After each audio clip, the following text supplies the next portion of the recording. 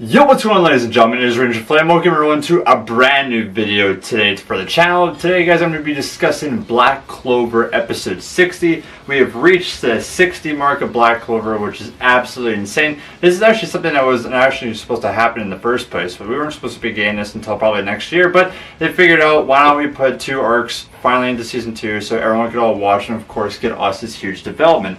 But for this episode specifically, it wasn't focused on Asta or the Black Bulls at all. It was mostly focused on the Diamond Kingdom people, because this is the character development that they needed to get, because this is their time now for, their development for this arc, for the Witches arc in general. So of course there's 3 main characters that you can look at in today's episode. Number 1 is Zell, 2 is Marge, and 3 is Ladros, that was first introduced into this arc. So I'll start off with Zell's character. Zell's character was kind of introduced, a couple episodes back, because he needed character development, especially, for this arc. This is the arc where he mostly shines at. Like, he comes in parts here or there for the anime, but basically for this, kind of arc specifically, this is his time and his development and why people should actually care about him. I actually liked this episode because we get more of a background to why he was part of the Diamond Kingdom, him training Mars and Ladros, in the past to what they are now, and of course, just more development for him and his power, because we've seen his power a little bit, but mostly his character, he's always been slacked off. We know that he uses wind magic, but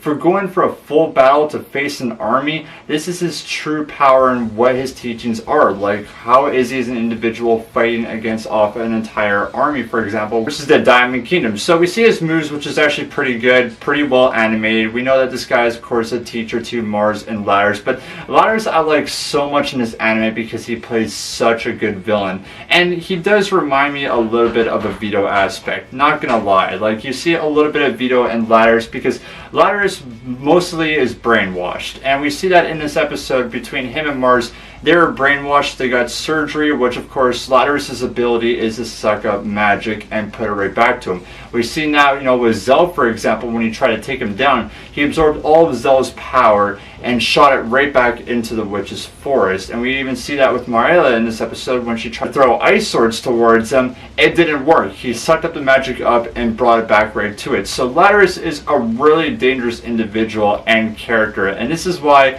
for the fight that's going to happen in the future in the Witch's Forest, I'm so excited for. I'm pretty sure, because they say at the ending of this episode of who Ladros is going to face soon. I don't really want to explain more due to spoilers, but it says it in this episode right here. We got huge development from him, and also the past as well, that he was a guy not to really show off his magical abilities really well, but he did have the strongest throughout all the groups. And it shows why Ladros and Mars were actually being controlled, because in, the Diamond Kingdom, we all know that they want this specific warrior. They want to have powerful people, but to do that, they gotta wash away all their feelings, mostly just brainwashing them. Mars and Ladros were brainwashed. We see them as kids when Zell was teaching them that they were friendly people and that they want to protect others and save everyone. But now throughout this arc and them being older, they just want to kill people. And we see that for the Diamond Kingdom, them kind of tricking them brainwashing, kind of in their effects. But Mars makes a big turnaround for this. Mars snapped out of his brainwashing, and that was due to Zell, also due to Asta as well. We see a big and important thing for the dungeon arc played in this episode, because in the dungeon arc, if Mars was still like that going into the Witch's Forest, he would definitely cause destruction, and potentially Zell and Dominant might have died this episode if Mars didn't have that connection with Asta, because Asta's change and his feelings got to Mars, and it was mostly that. And we see a little bit of a development in Mars, after the dungeon arc when he was leaving with the Diamond Kingdom, to what he is right now, with Zell even trying to say to get out of this ability and to help us out. So that's huge, and I like that throughout Black Clover, just because, I feel like one arc could definitely change a character going to a new one, and now Mars is helping Zell and everyone else fight Ladros' character. We see his weaknesses, that he has 2 weaknesses that he can be defeated. Number 1 is, since he can absorb magic, if he absorbs too much magic, he could explode. The other possible ability, of course, is anti-magic. Anti-magic can cancel everything out, and if Asta potentially hits him with a sword, the anti-magic sword, he will actually get hurt by it because the sword is not magic. So they thought of that ability, of course, to bring him towards Asta, because Asta is the only one that could really face him at this point. the Queen of the Witches can't, even though she's really just watching everything from behind, at her home. She still technically is saving the witches' forest in general, so none of it can get burned and not completely destroyed. So that's kind of her job, even though that she's really just standing around. It's kind of like Yami watching the Black Bulls, for example, at the Underwater Temple arc, but the Queen Witch watching her forest. So that was pretty cool for Ladros, Mars' character, of course, Zella's character as well. We got really development from them, which is interesting. Marla's character, we got a little bit of development from her as well in this episode, because it's like Asta again, that brought her some new hope and different ways, because when she was part of the Diamond Kingdom,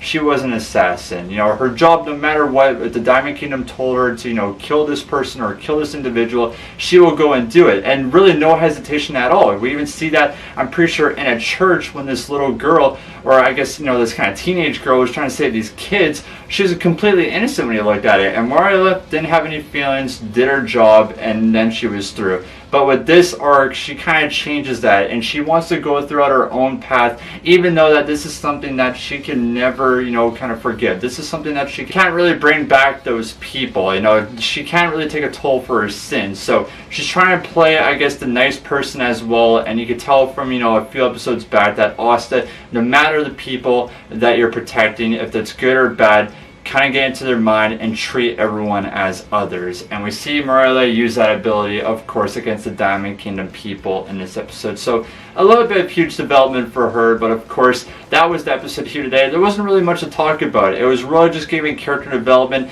to the other characters, because this is kind of their focus in their story of the Witch's Arc right here. That's going to be happening in the next episode, which we see Austin and the rest of the gang, of course, still fight off Fauna, which is from the Eye of the Midnight Sun. But we see in the preview, of course, Mars joins them, and then the big fight right there, which is going to be, of course, probably Ladros and Fauna versus Mars and Ossus. So it's definitely going to be interesting. I still love this arc. It's still my favorite one of all. But yeah, it was a little bit of a slow episode, but definitely mostly just character development and why you should actually care for these characters, going in the future of Black Clover or just now. I want to know your guys' opinions all about them. But that's my review here today, guys. Thank you guys so much for watching. I guess my rating for this episode here, guys, is just going to be a 7 out of 10. It was a meh episode. If you read the manga, you know about these characters, you know about these weaknesses. It's just kind of cool seeing it in animation. So it was a little bit steady, but of course, the next episodes right here is going to be incredible, especially with the fights. Ossus' part, his glory, it's almost here. I'm counting down the episodes. I know exactly what part it's coming to. I need the fight to happen. But yeah, that's it right there, everyone. But thanks for watching. Make sure, guys, everyone, to leave a like, comment down below how you guys thought about this episode, and subscribe to the channel. That'd be greatly appreciated. But either way, ladies and gentlemen, we'll see you guys next week, of course, for a new Black Clover episode. Much love, and as always, have yourselves a wonderful day.